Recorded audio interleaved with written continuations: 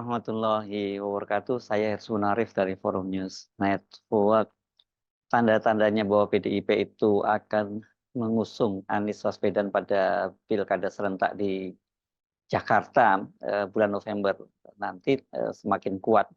Ini yang cukup menarik itu Basuki Cahayapurnama atau Ahok yang dulu menjadi kompetitor dari Anies Baswedan pada pilkada 2017 mengingatkan para kader PDIP jika nantinya PDIP itu mengusung Anies Baswedan maka kader partai PDIP itu harus tunduk dan disiplin pada putusan partai. Artinya para kader harus mendukung penuh apapun keputusan dari DPP PDIP.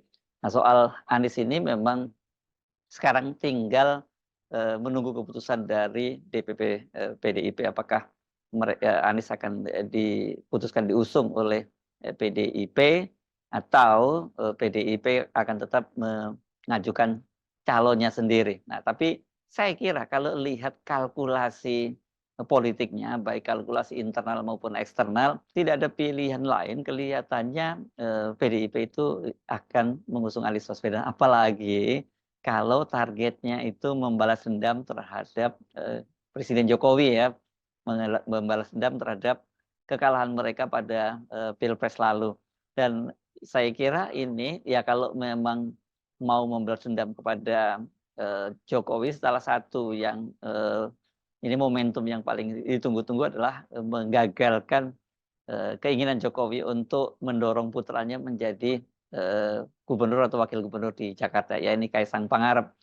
Sebab dari kalkulasi politik, hitung-hitungan politik ya sekarang ini kandidat yang paling kuat di Jakarta untuk berpeluang menang pilkada serentak nanti ya Anies Baswedan. Bahkan itu kan juga diakui oleh Kaisang Pangarep, putra dari Presiden Jokowi yang ketika dia ditanya-tanya apakah nanti kalau dia maju di Jakarta itu dia lebih memilih berpasangan dengan Anies Baswedan atau dengan Ridwan Kamil, dia menyatakan kalau kalkulasinya secara realistis ya dia lebih senang dipasangkan dengan Anies Baswedan.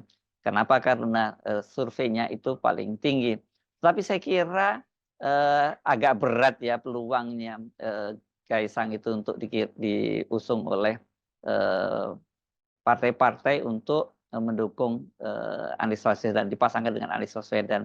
Rasanya sih ini betul-betul out of the box, walaupun sebenarnya kalau dalam politik hal-hal yang tidak mungkin sangat mungkin terjadi. Tapi Anies sendiri kan sudah memberi sinyal bahwa dia tidak mungkin dipasangkan dengan Kaisang itu. Pernyataan Anies ketika ditanya oleh wartawan mengenai keputusan MA yang kemudian membuat Kaisang Pangarep itu lolos dalam pencalonan ketika kendati usianya belum cukup, yakni 30 tahun, dan Anies menyatakan bahwa peraturan itu dibuat untuk ditaati bukan untuk diubah-ubah, kan menunjukkan sikap dia bahwa dia tidak sepakat dengan putusan dari Mahkamah Agung itu. Dan saya kira ini sebenarnya konsisten dengan sikap Anies sebelumnya ketika kakaknya Kaisang, yakni Gibran Rakabuming juga diloloskan dengan cara yang curang di Mahkamah Konstitusi. Anies juga pada waktu itu mengecam keras ya. Nah, kembali ke soal tadi, ke soal kalkulasinya PDIP. Bagaimana kemungkinan PDIP itu mendukung Anies? Tadi satu bahwa kalau dia ingin membalas dendam terhadap Pak Jokowi, maka pilihannya tidak ada yang lain ya kecuali dia mengajukan nama Anies Baswedan. Kenapa? Karena kader-kader internal PDIP sendiri belum ada yang cukup kuat namanya untuk dijual di Jakarta. Padahal kan untuk pilkada kali ini karena suara PDIP turun sangat signifikan dari sebelumnya, itu perolehan pada pemilu legislatif tahun 2019 itu mereka memperoleh 25 kursi sehingga berada di urutan teratas di Jakarta. Sekarang ini turun signifikan 10 kursi menjadi hanya 15 kursi. Dan itu tampaknya tidak lepas dari kaitannya karena mereka ini tadinya para anggota Dewan di DPRD DKI Jakarta ini kan mereka ini menjadi oposisi terhadap Anies. Ini selama 5 tahun Anies memimpin kan PDIP itu menjadi oposisi yang paling kuat dari Anies Baswedan. Nah, ternyata kemudian ini bertentangan dengan aspirasi dari para kader PDIP di bawah, terutama mereka-mereka yang kita tahu bahwa kebanyakan mayoritas kader PDIP itu adalah rakyat di kelas bawah. Karena rakyat di kelas bawah, kader-kader PDIP di kelas bawah itu mereka ikut merasakan bagaimana hasil pembangunan yang dilakukan di era Anies Baswedan. Salah satu contohnya misalnya soal penanganan banjir dan kemudian juga soal beberapa kebijakan-kebijakan Anies yang dianggap pro pada rakyat kecil atau wong cilik yang menjadi konstituen dari PDIP. Karena itu tidak mengherankan kalau kemudian PDIP itu mengajukan nama Anies sebagai salah satu kandidat dari calon gubernur DKI Jakarta dari PDIP di antara 10 nama itu. Ya, ini kan menunjukkan bahwa ya Anies itu didukung oleh arus bawah atau rakyat atau wong cilik di Jakarta yang menjadi pendukung PDIP. Dan ini posisi Anies ini makin menguat ketika kemudian Jokowi itu menunjuk pelaksana tugas gubernur DKI Jakarta Heru Budi, ini yang saya juga merangkap sebagai kepala sekretariat presiden. Dan kinerja Heru Budi itu di Jakarta itu memang ancur-ancuran dan banyak sekali mendapat kritik dari para netizen dan juga rakyat di kelas bawah. Dan kemudian jika dibandingkan dengan Anies ya boleh mungkin ini berlebihan kalau kita menyebut, tidak berlebihan maksud saya kalau kita menyebutnya seperti bumi dan langit. Ini justru sebenarnya kan kita tahu tugas Heru Budi itu ditunjuk menjadi PLT Gubernur DKI Jakarta itu sesungguhnya kan harusnya dia mendowngrade Anies Baswedan. Tapi alih-alih mendowngrade ternyata dia malah justru melambungkan nama dari Anies. Mengapa? Karena kita tahu berbagai kebijakan dari Heru Budi yang pada waktu itu mencoba mendowngrade Anies tapi ternyata tidak berhasil. Ini contoh yang paling nyata adalah soal penghapusan jalur sepeda. Nah, ini banyak ditentang oleh para pengguna pengguna sepeda yang menuju ke kantor yang baik to work itu yang tadinya ini dikenal banyak sebagai pendukung Jokowi. Tapi mereka merasakan bahwa manfaat jalur sepeda yang dibuat oleh Anies itu mereka rasakan begitu. Karena itu mereka ini termasuk juga yang mendukung Anies kembali untuk menjadi gubernur di DKI Jakarta dan berharap agar jalur sepeda itu justru kembali diaktifkan dan ditambah di era nanti kalau Anies terpilih menjadi Gubernur Jakarta. Kan di era Heru Budi ini dipangkas ya, tinggal tidak ada penambahan dan sekarang tinggal ada biaya perawatan. Tapi kita tahu banyak sekali jalur sepeda di Jakarta di era Heru Budi itu kemudian beralih fungsi sekarang ini ya. Ada yang jadi tempat parkir, ada yang tempat jadi sekarang jalur sepeda motor dan sebagainya gitu. Banyak hal-hal lain yang kinerja Anies yang dirasakan oleh para kader PDIP di bawah sehingga ketika pada era Heru Budi itu PDIP itu juga menjadi pengkritik dari Heru Budi dan kemudian mereka juga mengingatkan kembali bahwa di era kepemimpinan Anies itu jauh lebih baik dibandingkan Heru Budi. Di luar faktor itu, saya kira ini kalau kita melihat juga konsolidasi di kalangan partai koalisi 01 sebelumnya ya, yang pada Pilpres lalu ya, ini ada Nasdem, PKS dan PKB. Ini jauh hari sebelum dilakukan proses pencalonan gubernur ini kan mereka ini partai-partai koalisi dari perubahan itu ingin tetap melanggengkan kerjasama mereka. Dan khusus untuk di Jakarta itu mereka ini semua partai pendukung dari koalisi perubahan atau yang mendukung Anies dan Caimin itu mendapat benefit luar biasa. Itu kalau dalam ilmu politik disebut sebagai kotel efek atau dampak ekor jas dari mereka mengusung Anies Baswedan. Nah, yang sangat luar biasa itu memang merasakan dampaknya itu tentu saja bukan hanya faktor Anies tapi ada faktor bahwa ketua umum mereka diusung bersama dengan Anies. PKB itu mengalami lonjakan yang luar biasa di Jakarta. Ini kursi mereka jadi sebelumnya itu hanya 5 kursi, sekarang itu melompat menjadi 10 kursi. Jadi ada 100% lompatnya.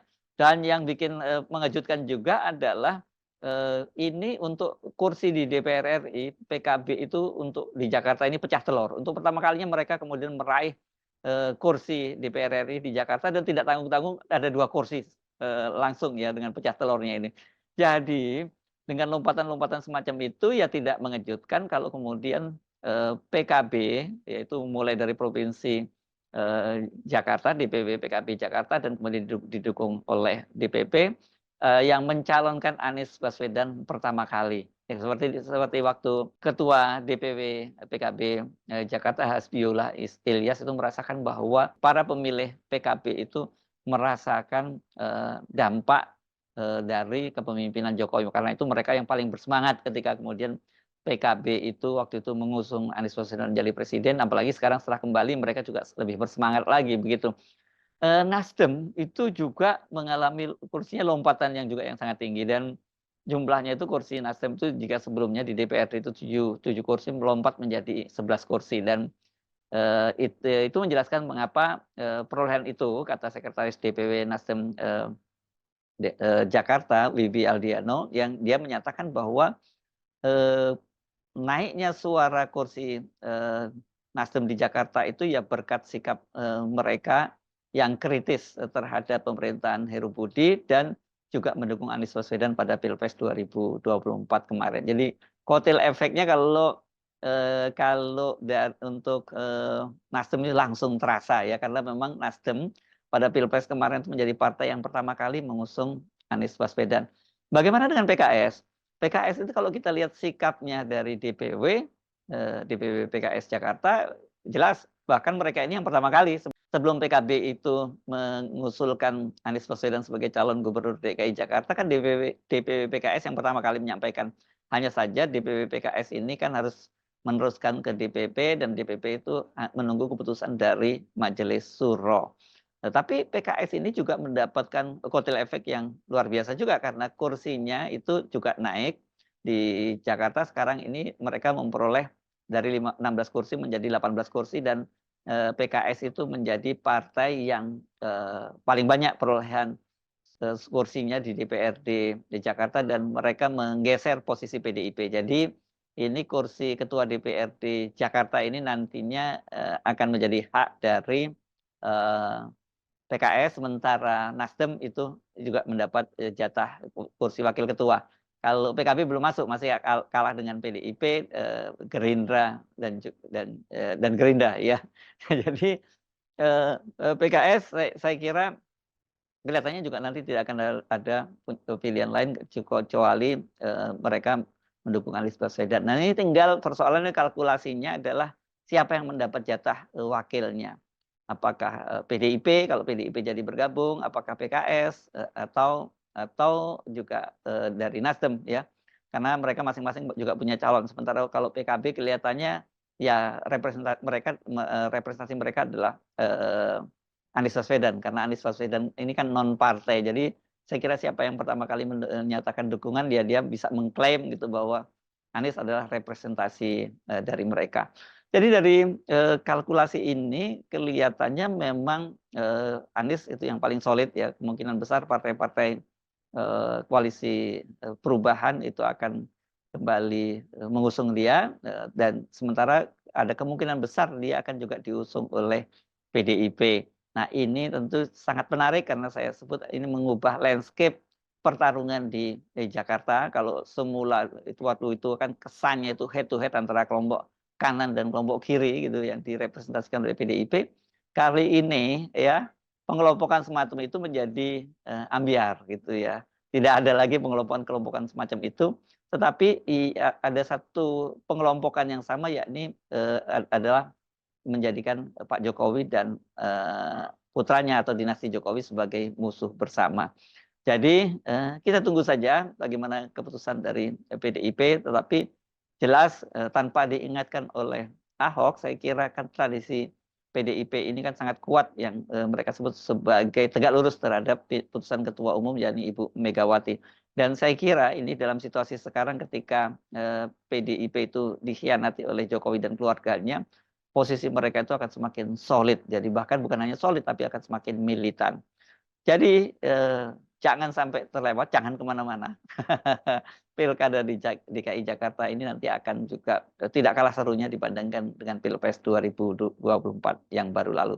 Saya Arsy Munarif dari Forum News Network. Sampai jumpa lagi. Wassalamualaikum warahmatullahi wabarakatuh.